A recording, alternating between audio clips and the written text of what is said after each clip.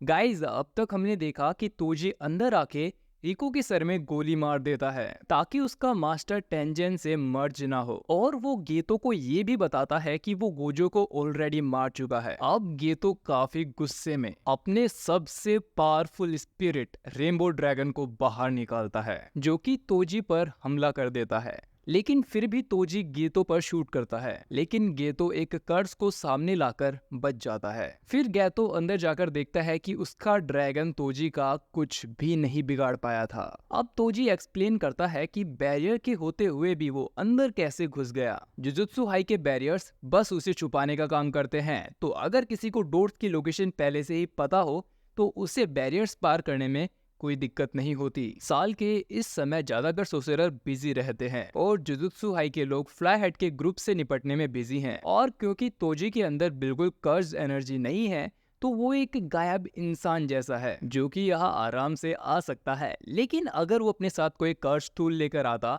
तो जरूर वो पकड़ा जाता, क्योंकि उसमें कर्ज एनर्जी होती है। इसीलिए तोजी एक ऐसे कर्ज स्पिरिट को लाया जिसके मुंह के अंदर वो अपने हथियार रख सके, और फिर उस कर्ज को छुपाने के लिए तोजी ने उसे छोटा करके निगल लिया, जिससे वो भी तोजी के साथ गायब हो गया। और इस तरह तोजी चुपके से अंदर आया था, और आते ही उसने गोजो पर अटैक कर दिया। वो सीधा रिको पर भी अटैक कर सकता था, लेकिन गोजो को जिंदा छोड़ने का रिस्क वो नहीं लेना चाहता था। अब गेतो को समझ आ चुका था कि तोजी हेवनली रेस्ट्रिक्शन के साथ पैदा हुआ था, और अपनी इंफॉर्मेशन देने से तोजी और भी ज्यादा ताकतवर हो जाता है, ठीक उसी तरह जिस तरह टेक्निक बताने से एक सोसेरर होता है। लेकिन गेतो ये जानना चाहता था कि वो यहाँ टॉम के अंदर तक कैसे आ गया, जिस पर तोजी बताता है कि इंसान अपने पीछे कई सुराग छोड़ता है, जैसे पैरों के निशान या शरीर की स्मेल। हेवनली पैक्ट के कारण तोजी के बाकी के पांचों सेंसेस काफी स्ट्रॉन्ग हैं, तो वो आसानी से इनका पीछा करके यहाँ आ गया। गेतो पूछता है कि रास्ते में जरूर तुम्हें मिताशो मिली होगी, जिस पर तोजी कहता है कि वो पक्का नहीं कह सकता कि वो औरत अभी तक जिंदा बची होगी या नहीं। अब गेतो का ड्रैगन फिर से तोजी पर अटैक करता है। साथ ही गेतो कुछ कर्सेस को मशीन गन की तरह भी तोजी पर फायर कर रहा था। फिर वो एक जाइंट कर्स को भी समन कर लेता है, लेकिन फिर तोजी अपनी कटाना से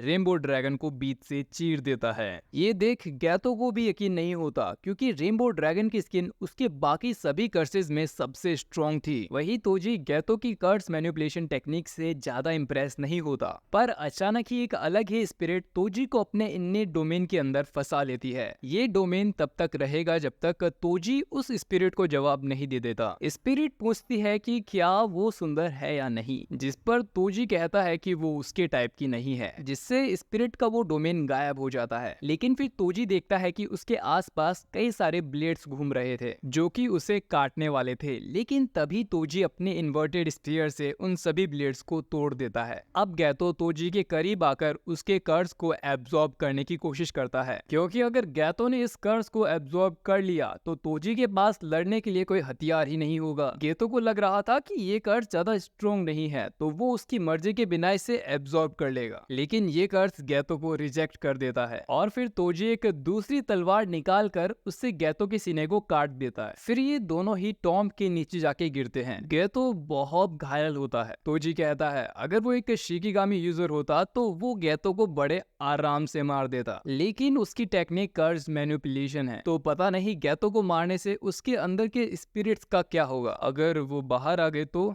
तोजी फालतू की परेशानी मोल नहीं लेना चाहता। गेतो पर अपने पेरेंट्स की ब्लेसिंग्स होगी जो वो आज जिंदा बच गया, लेकिन इतने सारे ब्लेसिंग्स और पावर्स के साथ भी ये लोग उसके जैसे मंकी से हार गए जो कर्ज टेक्निक्स भी यूज नहीं कर सकता। तभी ब्लेसिंग से याद आता है कि मैगुमी उसके बेटे का नाम है। जी हाँ दोस्तों, तोजी मैगुमी फुशिगिरो का फादर है। खैर दूसरी तरफ हम गोजो के हाथ को हिलता हुआ देखते हैं, यानी कि गोजो अभी भी जिंदा है। इसके बाद तोजी स्टार प्लाज्मा वेसल यानी रिको की बॉडी को स्टार रिलीजियस हेडक्वार्टर में ले जाता है, जहां पर इनका प्रेसिडेंट रिको की बॉडी को देखकर खुश होता है और कहता है कि इस काम का तोजी को एक्स्ट्रा पेमेंट मिलेगा। वो आगे बताता है कि मास्टर टेंजन ने नारा पीरियड में जुजुत्सु सोर्सरर की स्थापना की थी और जापानीज बुद्धिज्म को फैलाया था, लेकिन जुजुत्सु सोर्सरर और रिलीजियस लोगों की आपस में कभी नहीं बनी, जिससे टाइम वेसल एसोसिएशन का जन्म हुआ, जिसमें कोई भी कर्स यूजर नहीं है और वो बिल्कुल भी नहीं चाहते थे कि उनके गॉड मास्टर टेंजन का मर्ज किसी अपवित्र इंसान से हो। इसीलिए उन्होंने तोजी को हायर किया ताकि वो रिको को मार दे, और इसका जो भी अंजाम होगा ये लोग भुगतने को तैयार हैं, चाहे master tangent out of control होकर इंसानियत के लिए ही खतरा क्यों ना बन जाए। इतना कहकर प्रेसिडेंट रिको की लाश को उठाता है और यहाँ से चला जाता है। तोजी को लगता है कि ये आदमी पागल है, फिर ये दोनों यहाँ से निकल आते हैं। फिर हमें ये पता चलता है कि तोजी ने ही मिताशो को किडनैप किया था और कोंग से उसने कहा था कि इसे कहीं दूर ले जाकर मार देना, लेकिन ये कोंग का आइडिया था कि वो मिताशो का रेस्क्यू होने देंगे, जिससे गोजो और गैदो टेंशन फ्री हो जाएंगे और आखिर में सब कुछ इनके मुताबिक ही हुआ। तोजी आगे पूछता है कि वो लोग मिताशो को ओकिनावा कैसे ले गए, क्योंकि पब्लिक ट्रांसपोर्ट में तो उनको खतरा होता, जिस पर कोंग बताता है कि उनके प्रेसिडेंट के पास एक प्राइवेट प्लेन है एंड उसी में ही वो मिताशो को ओकिनावा ले गए थे। अब तोजी कोंग से कहता है कि चलो खाना खाने किसी महंगी सी जगह पर चलते हैं, जिस पर कोंग बोलता है कि तुम दूसरों पर कभी खर्च नहीं करते, और वैसे भी उसने सोच रखा है कि या तो वो तोजी से अगले काम के लिए मिलेगा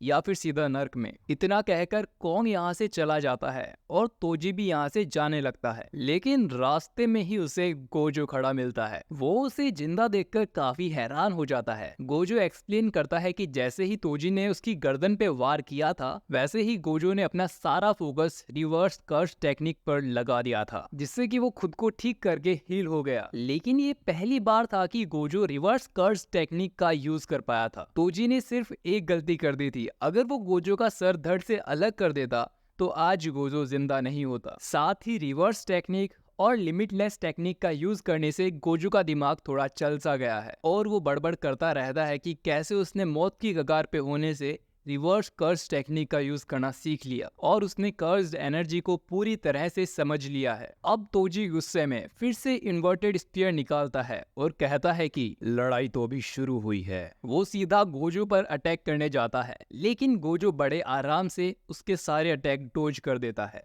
और तोजी के पीछे आ जाता है। साथ ही में वो अब हवा में भी उड़ रहा था। अब गोजो रिवर्स कर्स्ड एनर्जी को लिमिटलेस टेक्निक में फ्लो करता है, जिससे वो कर्स्ड टेक्निक रेड भी यूज करना सीख जाता है। टेक्निक रेड के अटैक से तोजी काफी दूर जाके गिरता है। वही गोजो मुस्कुराते हुए हवा में तैर रहा था और तोजी बोलता है कि ये तो एक मॉन्स्टर है। रेड टेक्निक से तोजी की एक भी हड्डी नहीं टूटी थी। तोजी को पता है कि गोजो के पास अब 3 टेक्निक्स हैं। पहली इन्फिनिटी शील्ड, दूसरी टेक्निक ब्लू और अब तीसरी टेक्निक रेड, और तोजी बड़े आराम से इन तीनों को हैंडल कर सकता है। अब तोजी इन्वर्टेड स्पीयर को एक चेन से कनेक्ट कर लेता है ताकि वो गोजो पर हवा में भी हमला कर सके। गोजो की आंखें देख तोजी थोड़ा डर सा जाता है, लेकिन फिर भी वो अपने आप को शांत कर गोजो पर अटैक करने के लिए रेडी हो जाता है। तोजी अपने स्फीयर से गोजो पर ढेर सारे अटैक करता है, लेकिन गोजो बड़े आराम से सभी अटैक से बच जाता है। गोजो रिको से माफी मांगता है क्योंकि उसके मन में बदले की भावना नहीं है, उसे बस अच्छा फील हो रहा था। धरती से लेकर स्वर्ग तक